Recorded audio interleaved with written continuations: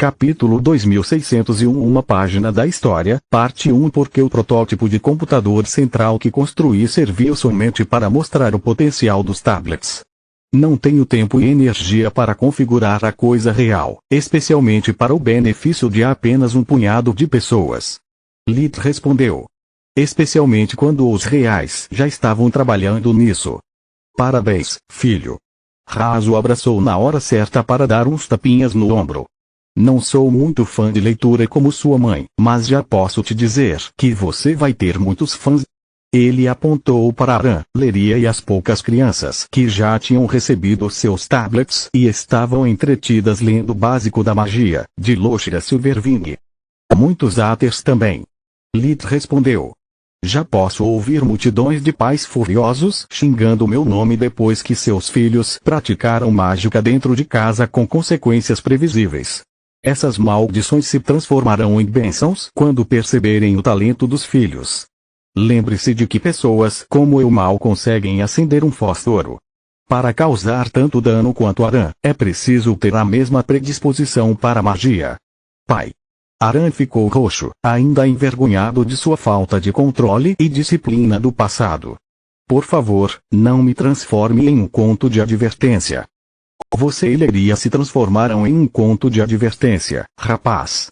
Você não precisava de ajuda. Raz bagunçou seu cabelo.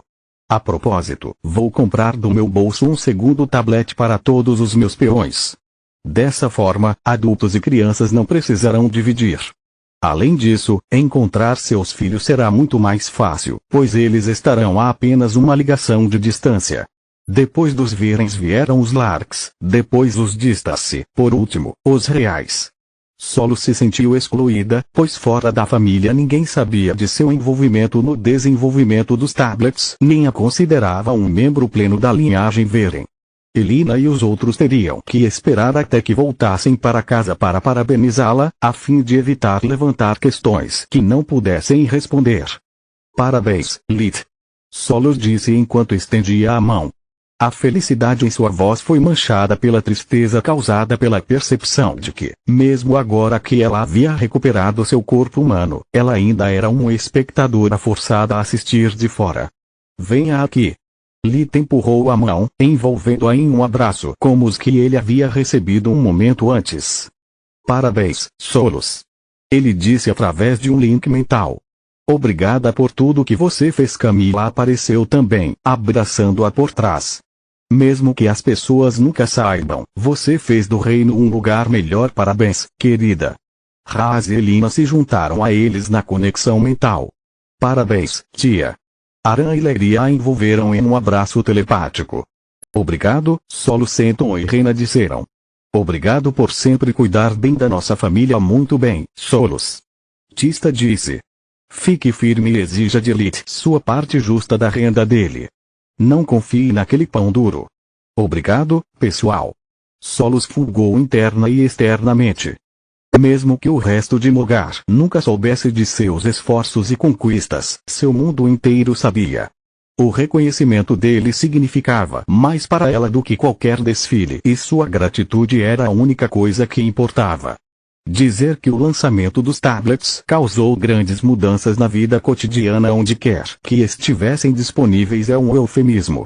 Até aquele momento, amuletos de comunicação eram itens de luxo que apenas famílias ricas podiam pagar e apenas nobres possuíam um por membro da família.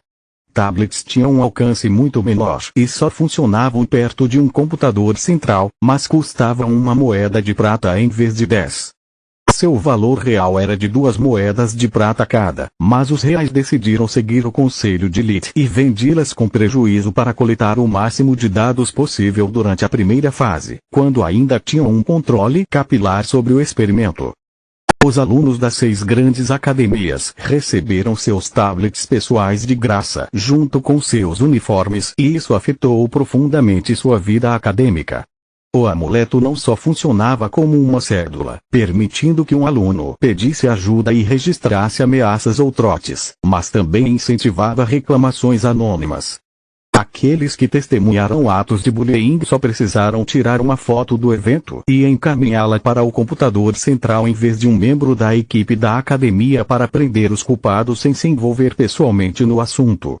Além disso, os alunos agora receberiam seus livros durante a aula em formato digital, de modo que aqueles que não pudessem comprar um amuleto dimensional não seriam mais reconhecidos simplesmente porque carregavam seus livros nas mãos ou em uma bolsa. A biblioteca da academia estava disponível nos tablets, então não havia necessidade de competir pelos tomos mais raros e não havia fila de espera para pegá-los emprestados como antes. Bibliotecários ainda eram necessários para regular o acesso a livros cujos conteúdos eram considerados controversos ou inseguros para magos de habilidade insuficiente. Quanto às bibliotecas, elas agora eram um espaço seguro onde estudar ou procurar explicações detalhadas sobre assuntos difíceis como magia dimensional. Os amuletos também funcionavam nas florestas das academias, ajudando os grupos de alunos a se coordenarem durante os exames ou solicitando ajuda quando enfrentavam um humano, fera ou planta acima do seu nível.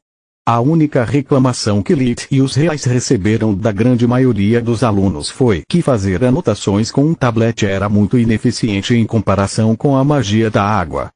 O bloco digital era perfeito para aqueles que ainda não tinham dominado a magia das tarefas e aprendido a espalhar a tinta de acordo com sua vontade, mas no momento em que um aluno alcançava esse nível, até mesmo o digitador mais rápido ficava para trás do resto da classe. Além disso, sempre que uma aula exigia que eles desenhassem um círculo mágico ou escrevessem runas, o tablet era inútil. Não havia software de desenho e havia runas demais para adicioná-las ao teclado sem torná-lo vários metros de largura ou comprimento. Lit recebeu muitas sugestões sobre a criação de um feitiço de forja que conectaria o usuário ao tablet, de modo que seus pensamentos fossem impressos nas páginas digitais, assim como acontecia em uma página física com magia de água. Pirralhos ingratos. Eles ao menos sabem o significado da palavra protótipo. Lit resmungou durante o café da manhã em sua casa dos sonhos, depois de mover a torre para longe de Lutia e para o geyser na Cordilheira Recar. Além disso, que tipo de idiota pediria algo tão complexo quanto uma interface neural e passaria isso como uma magia fácil? Eles realmente acreditam que ninguém nunca pensou nisso antes. Que os seus superiores são apenas um bando de vagabundos preguiçosos. Eu sou uma das poucas pessoas em Mogar que pode criar cristais de memória e não estou nem perto de algo assim. Na minha época, eu aceitava coisas grátis sem olhar o cavalo presenteado nos dentes. Solos e eu tivemos que ir e voltar para aquela maldita biblioteca tantas vezes que perdi a conta. Nossos amigos arriscaram suas vidas porque não havia cédulas suficientes. Capítulo 2602 Uma página da história, parte 2 Esses nânicos têm tudo o que poderíamos sonhar e muito mais, mas ainda choramingam como se eu tivesse roubado o dinheiro do almoço deles. Lit rosnou. Na minha época. Pirralhos? Nânicos? Camila riu pra caramba. Você fala como se fosse um velhote como Rude, enquanto se formou há menos de 6 anos. Além disso, não acredite em uma palavra que ele diz, Cami. Solos compartilhou sua hilaridade e mais um pouco. Ele costumava reclamar de tudo e se o velho Lit tivesse acesso a um tablet, ele amaldiçoaria seu inventor e tramaria até colocar as mãos em livros físicos para continuar trapaceando com a Soluspedia. Claro que sim, eu faria. Trapacear é legal, desde que eu seja quem esteja fazendo isso. Lit disse com uma cara séria, fazendo-as rir mais ainda. Eu odeio lutas justas. Eles foram forçados a deixar Lutia por um tempo por causa do grande fluxo de turistas desde a abertura do portal público. Mesmo aqueles que até um dia atrás juravam estar aterrorizados com a ideia de uma besta divina vivendo entre os humanos, reservaram sua viagem para visitar o local de nascimento do único magus vivo, conhecido, do reino com a esperança de conhecê-lo pessoalmente. Quanto às capitais regionais, os tablets se espalharam como fogo entre a classe média trabalhadora. Eles ajudavam as crianças com os deveres de casa, os pais a sempre saberem onde seus filhos estavam e com quem, e os guardas da cidade a capturar criminosos como se fossem peixes em um barril. Qualquer um com um tablet poderia pedir ajuda com um botão e o computador central retransmitiria a chamada para o policial mais próximo junto com as coordenadas do crime. Testemunhas poderiam tirar fotos e vídeos que poderiam ser encaminhados anonimamente, assim como nas academias. A maioria dos idosos dos bairros pobres, sem nada para fazer o dia todo e com um peso nos ombros, eram minas de ouro, relatando vários crimes e pequenas infrações diariamente. Vamos chamar isso de programa Respeite Seus Idosos ou Segunda Vida. Reimeron disse. Invente uma razão plausível para dar um tablet de graça para cada cidadão idoso. Precisamos passá-los como uma recompensa pessoal, como uma restituição de imposto. Eles devem perceber o tablet como algo que ganharam, não como caridade, ou muitos anciãos irão recusá-la por orgulho. Além disso, devemos garantir que eles aguardem em vez de revendê-lo, então os force a imprimir o tablet na entrega na frente do escrivão. Estamos economizando uma fortuna na prevenção do crime. Os relatórios anônimos não eram anônimos de forma alguma. Os reais tinham acesso de administrador aos computadores principais e podiam rastrear a assinatura de energia de cada relatório para um amuleto específico. Eles os usaram para localizar os focos de crime e aumentar a segurança nessas áreas, para fornecer detalhes de proteção para os cidadãos assustados, mas ainda honestos, e para incriminar aqueles que usaram os relatórios anônimos para incriminar sua concorrência. Até mesmo criminosos gostavam e usavam tablets, sem saber que cada palavra falada era gravada e que o dispositivo permitia que sua posição fosse rastreada em tempo real com extrema precisão.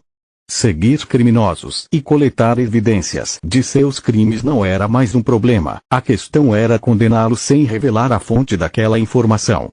O tablet gratuito e sua biblioteca pública ajudaram famílias pobres a aprender e praticar como ler, escrever e contar.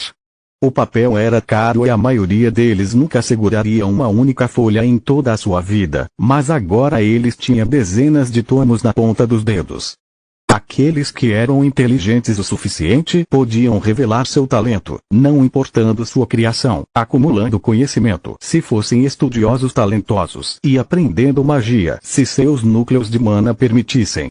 Os tablets também facilitaram e melhoraram os cuidados de saúde.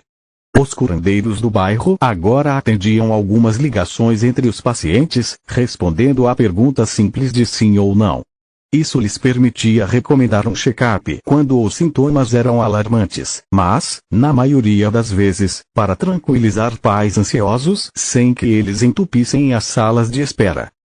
Além disso, muitos mágicos sem o talento necessário para se tornarem curandeiros encontraram uma maneira de lucrar com seu mana limitado graças aos tablets. Sempre que alguém estava doente demais para ser movido ou havia uma emergência, os mágicos eram chamados ao local para ajudar.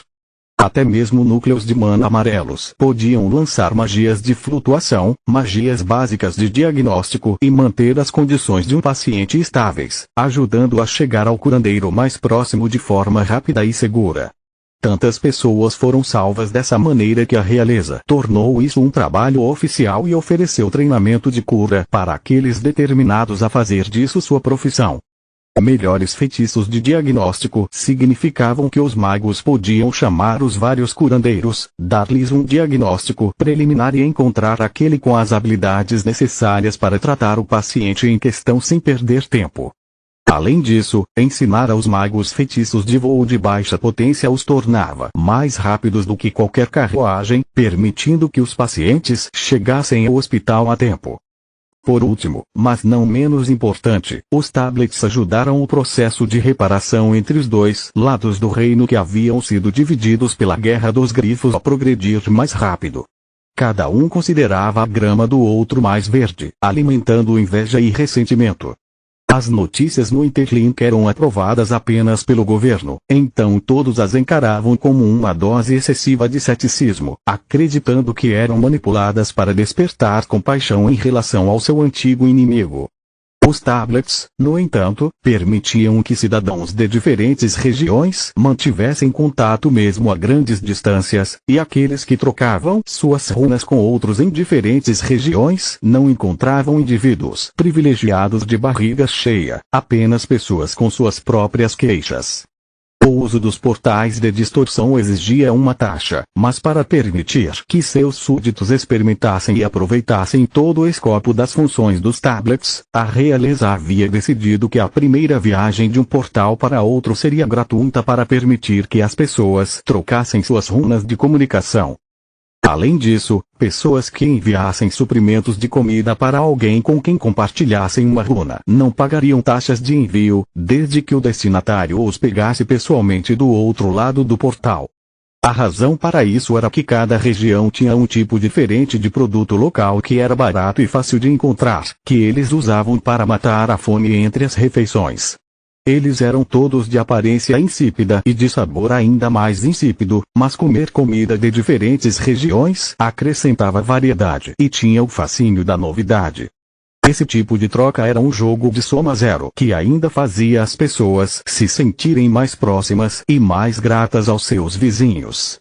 Pegar uma colherada da sopa um do outro era mais eficaz em quebrar a ilusão de riqueza que as pessoas projetavam na outra metade do reino do que qualquer artigo que pudessem ler no Interlink. Viajar de graça ampliou os horizontes de todos e manter contato com aqueles que conheceram a centenas de quilômetros de casa os ajudou a manter a mente aberta e a checar as notícias com pessoas em quem confiavam. Aliás, a abertura dos portais, juntamente com as tablets, deu origem ao que há de mais próximo de um blog de cozinha. Continua no próximo vídeo.